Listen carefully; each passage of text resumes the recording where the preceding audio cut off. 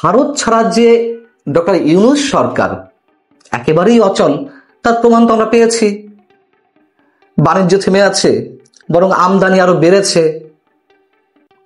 কদিন আগে milestone school and কলেজে যে কলেজ ক্যাম্পাসের উপরে যে ভয়াবহ বিমান আছড়ে পড়ল, ভয়াবহ বিমান দুর্ঘটনায় যে মানুষগুলো আহত হলেন, তাদের চিকিৎসার জন্য তো সেই ভারত থেকেই বিশেষজ্ঞ চিকিৎসক আনতে হলো। পারলেন না তো এড়াতে।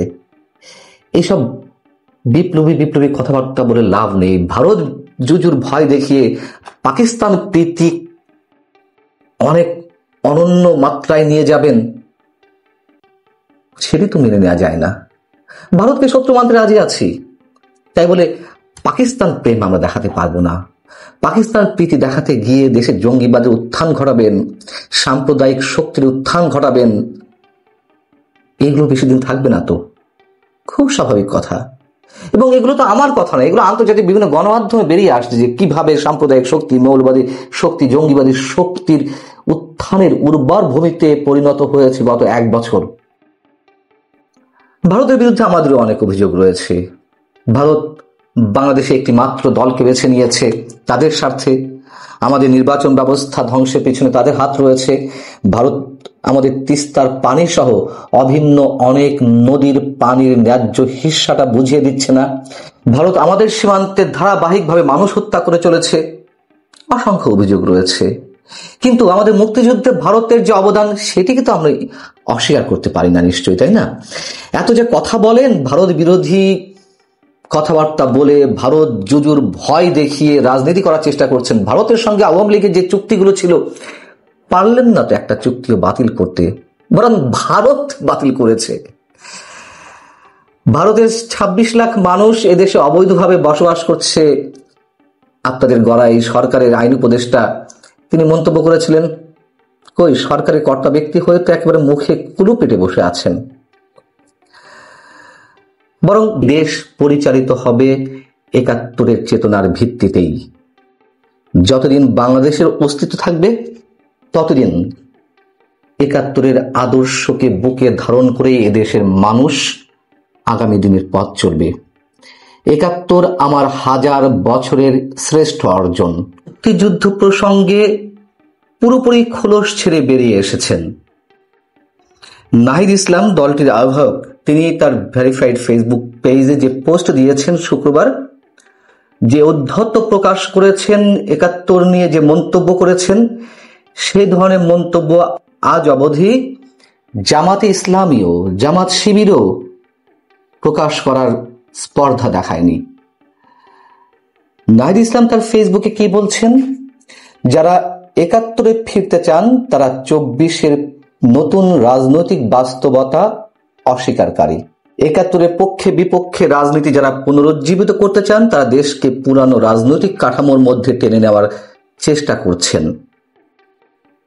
নাহিদ বলছেন, প্রজন্ম ইতোমধ্যে 71 অতিক্রম করেছে। কেউ পন্থী 71 বা বিরোধী 71-এর বাইনারিকে ঘিরে নির্মিত রাজনীতি গ্রহণ করতে ইচ্ছুক নয়। 71-এর ইতিহাস থাকবে রাষ্ট্রের ভিত্তি হিসেবে ও সম্মান করা একটি নীতি হিসাবে, কিন্তু এটা আর রাজনৈতিক বৈধতা হিসেবে প্রাধান্য পাবে না। 47 একইভাবে স্মরণ করা হবে ঐতিহাসিক শ্রদ্ধায়। আর কিছু বাকি থাকে তাদের ধ্যান ধারণার সম্পর্কে আমাদের সামনে সবকিছু প্রকাশ করার? এই যে বাইনারি শব্দ, এগুলো কি শব্দ ভাই? আমরা বুঝি না। বাইনারি একটি গাণিতিক শব্দ, এটুকুই জানি, কিন্তু সেই গাণিতিক শব্দের মিনিং দিয়ে এখানে কিছু মেলাতে পারছি না। যাও, তারা অনেক জ্ঞানী মানুষ, শিক্ষিত মানুষ, অনেক জটিল জটিল শব্দ ইউজ করে, কিন্তু স্পষ্ট ভাষায় বলে দিতে চাই, এই 47-কে অস্বীকার করার মধ্য দিয়েই 71 সৃষ্টি। সেই 47-কে শ্রদ্ধা বলে স্মরণ করার কোনো কারণ থাকতে পারে না। কর্নেল 71-এর পরাজিত শক্তির সঙ্গে ঐক্য করবেন 24-এর দোহাই দিয়ে, কিন্তু 24-এর পরাজিত শক্তির সাথে ঐক্য করা যাবে না। ঐক্য করার দরকার নেই। পরাজিত শক্তি 24-এ তো আওয়ামী লীগ, দরকার নেই। মানে ইদানিং কি সব ব্যাখ্যা দেওয়া হচ্ছে? আওয়ামী লীগের দোহাই দিয়ে স্বাধীনতা বিরোধী শক্তি যুদ্ধাপরাধী দলের সঙ্গে ঐক্য করতে পারবেন, আওয়ামী লীগের সঙ্গে ঐক্য করতে পারবেন না, দরকার নেই বলছি আবারও। কিন্তু ঐক্য করবেন মুক্তিযুদ্ধের বিরোধী শক্তির সঙ্গে, সেই ঐক্যের ভিত্তিতে দেশ চলবে, এটা হয় না, এটা হবে না, কখনো সম্ভব না। আমরা যা বোঝার অনেক আগেই বুঝেছি, যেটুকু বাকি ছিল সেটুকু নাহিদ ইসলামরা প্রকাশ করছেন। 24-এ এমন কিছু ঘটেনি, কেবলমাত্র একটি রাজনৈতিক সরকারের পতন ঘটেছে, এই তো, এর বাইরে তো আর কিছু না।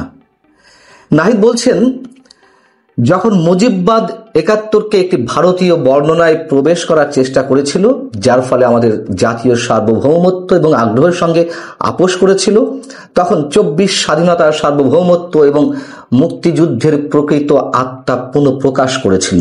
এটি ছিল স্বৈরাচারী ফ্যাসিবাদ এবং আধিপত্যের বিরুদ্ধে একটি সম্মিলিত যুদ্ধ, একটি গণতান্ত্রিক ও সমতাবাদী বাংলাদেশের আশায় চালিত। বলেন, মুজিববাদ নিয়ে যা ইচ্ছা বলেন, পারলে বলেন তো জিয়াবাদের বিরুদ্ধে, মাঠ তো ফাঁকা, সেখানে আর বলার সাহস নেই এই মুহূর্তে বিএনপির বিরুদ্ধে কিছু বলার। মাঝে একবার বলে ফেলেছিলেন যে দেশে জিয়াবাদ মুজিববাদ বলে কিছু থাকবে না, দেখিয়ে দিয়েছিল। এখন আওয়ামী লীগ মাঠে নেই, যা ইচ্ছে বলতে পারছেন, বলুন, সমস্যা কি?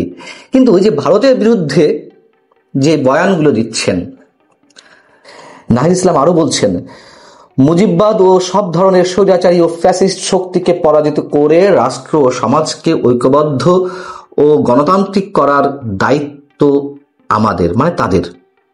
নিজেরাই এখন বড় ফ্যাসিস্টের পরিচয় যে দিচ্ছেন, এই কথা তো এখন সব জায়গায় উচ্চারিত হচ্ছে।